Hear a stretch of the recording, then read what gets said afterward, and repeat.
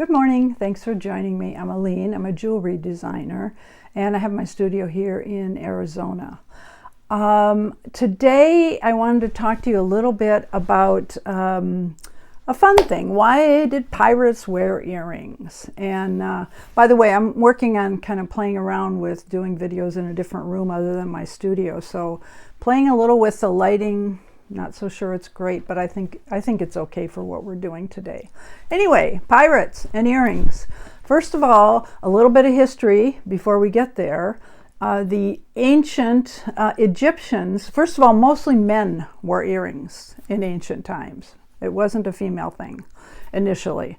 So in the ancient Egyptians, it was always the very wealthy, the very prominent that wore the earrings. It was a sign of prestige. Probably was also a sign that you were going to be entombed somewhere. I don't know. That's just what I'm thinking. Now, then you get into the ancient Romans. And the ancient Romans, it was the slaves that wore the earrings. So it wasn't obviously, it wasn't a sign of wealth. And then when you get to the Greeks, now the women come in, and it was the prostitutes that got to wear the earrings. So a lot of craziness. Earrings have an interesting history. So what happened then in the 13th century, the Catholic Church banned the use of wearing earrings, and the reason was because it's damaging some part of your body, and obviously because most of them were pierced in some form, and it would put a hole in your ear, which apparently was against some tenet that the Catholic Church didn't want. So in that time, then entering the pirates. And the pirates were very big on earrings, and most of it was attributed to their travels. If they had crossed Cape Horn in one of their voyages, they got a special earring. If they had crossed the equator in another voyage, they got another earring. So it really was a sign of pride for the sailors, I guess, the pirates.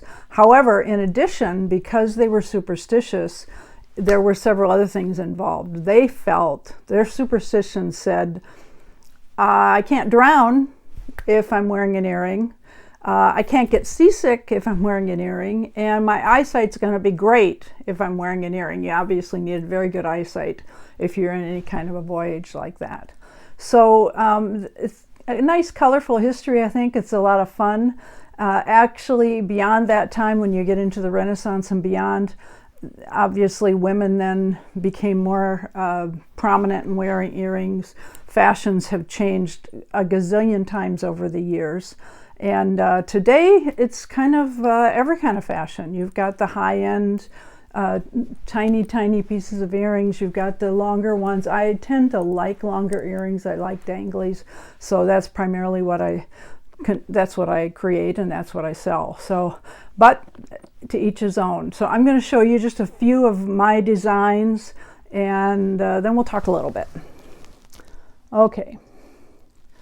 So let's see if we can do a sacred spiral is one of my collections, and this one is done basically in a fine silver, and then I've put carnelian, which is a deep orange, gorgeous stone with it.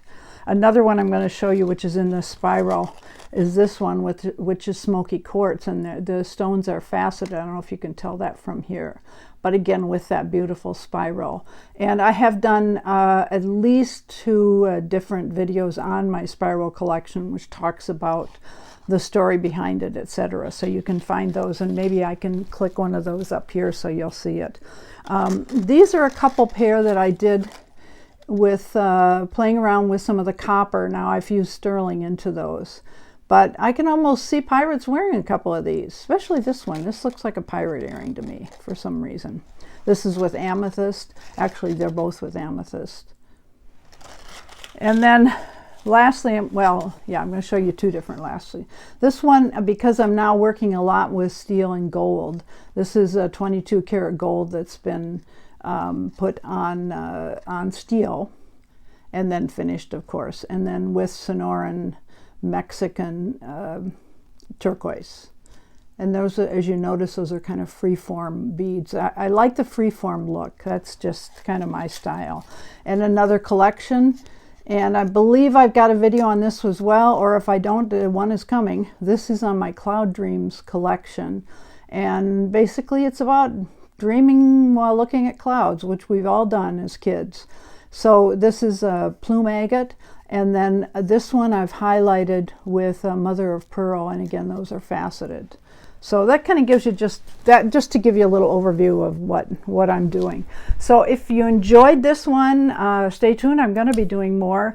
If you like the video, I think that's down here, that gives me an idea of what people are looking for and what they like. And then up here, I think, is where you subscribe. So I appreciate it. And there's a discount below if you're interested in purchasing something. Thanks so much. I appreciate it. Have a great day.